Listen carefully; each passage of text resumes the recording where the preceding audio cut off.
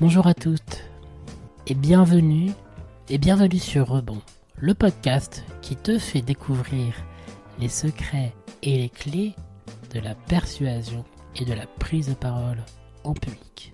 Pour ce premier épisode, j'aimerais vous parler d'un sujet qui revient tout le temps. Parce que dans le fait de parler au public, l'élément gênant, stressant, bloquant, c'est le public. De nombreux retours que j'ai eus me disaient la chose suivante. J'ai énormément de mal et je suis gêné pour me mettre dans la peau de mon auditoire, que ce soit pour présenter un projet, pour pitcher ou pour n'importe quelle intervention.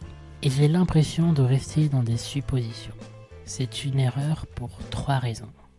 La première, c'est que la star d'une prise de parole, c'est le public. Tu as besoin de les connaître pour avoir les informations de ce qui les anime, de leurs problématiques, de leurs rêves, de leurs ambitions. Et toi, avec tes mots, avec ton idée et avec ton projet, tu vas être au service de ces éléments. Deuxième aspect, c'est que le public, à moins que tu sois dans un cadre très malveillant, aura envie de t'écouter, aura envie de savoir ce que tu vas apporter. Peut-être pour te critiquer, mais d'abord pour savoir qu'est-ce que je peux retenir de son propos. Qu'est-ce que j'ai à y gagner à écouter?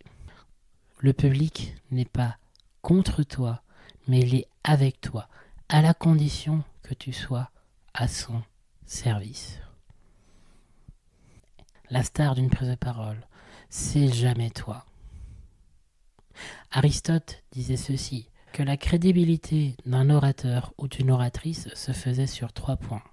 Le premier, la compréhension. Est-ce que la personne que j'écoute, je la comprends dans son langage, dans ses mots? Le deuxième point, c'est l'intégrité. Est-ce que la personne que j'écoute est vraiment cohérente entre ce qu'elle dit et ce qu'elle fait?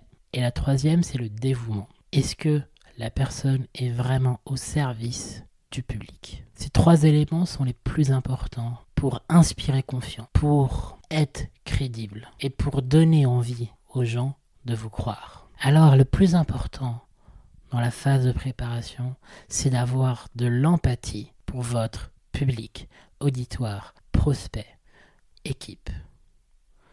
Vous devez les connaître. Alors comment faire? Imaginons qu'on vous demande de faire une intervention sur un sujet précis dans le cadre d'un panel ou d'une keynote. Première chose que vous pouvez faire, demandez à l'organisateur les caractéristiques de l'auditoire. Est-ce des dirigeants d'entreprise, des PE, PME, grands groupes, grands comptes? Est-ce que c'est majoritairement des hommes, des femmes? Quels sont le type de métier? Est-ce que c'est une rencontre spécifique de CTO, CMO, tech ou autre? Et demandez aussi à l'organisateur leurs attentes. Pourquoi vous? Qu'est-ce qu'ils veulent de vous? Tu fais une réunion hebdomadaire, connais tes équipes, connais tes collaborateurs, qu'ils soient salariés, managers ou directeurs. Qu'est-ce qui les anime? Tu fais une présentation devant tes clients, connais parfaitement leurs besoins, leurs attentes. Le pouvoir de l'influence par la parole, c'est un triptyque incontournable qui existe depuis plus de 2500 ans. Le premier aspect, c'est la connaissance de ton auditoire, ses ambitions, ses doutes. L'objectif, que ce soit une présentation, une keynote, une réunion hebdo ou autre, c'est de pouvoir connaître le public à laquelle vous allez vous adresser et surtout essayer de trouver les points communs qui vous rapprochent de votre public. Ça peut être votre engagement, ça peut être votre métier, ça peut être le secteur d'activité et les problématiques inhérentes à chaque secteur d'activité. Ça peut être aussi des problématiques de vie. Imaginons vous adresser à un public hommes et femmes qui a plus de 45 ans. Il y a de très fortes chances que la majorité de l'audience soit parents.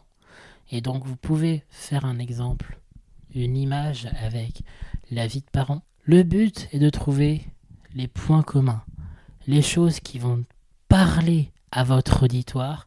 Le pouvoir de l'influence par la parole, c'est un triptyque incontournable qui existe depuis plus de 2500 ans.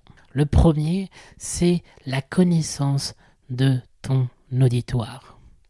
Ses ambitions, ses douleurs, ses rêves, ses objectifs.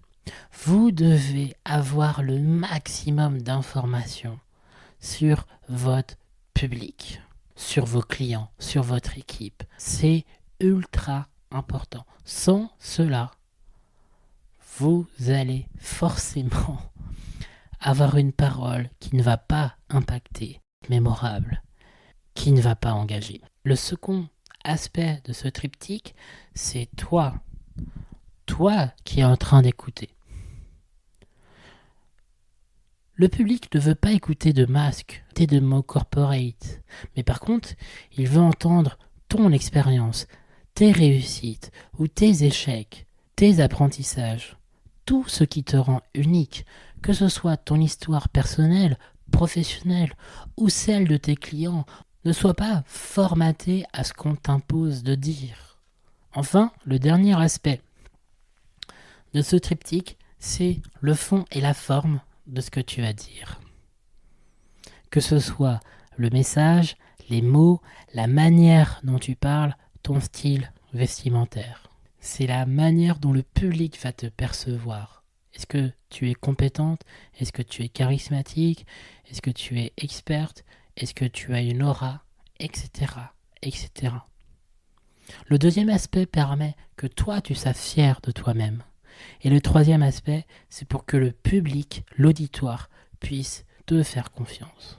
Si tu souhaites devenir mémorable, inspirer confiance et être légitime de ton public, tu dois faire ces trois choses. Et donc, l'un des très bons points de départ pour commencer ce chemin, c'est de partir des problématiques de ton public.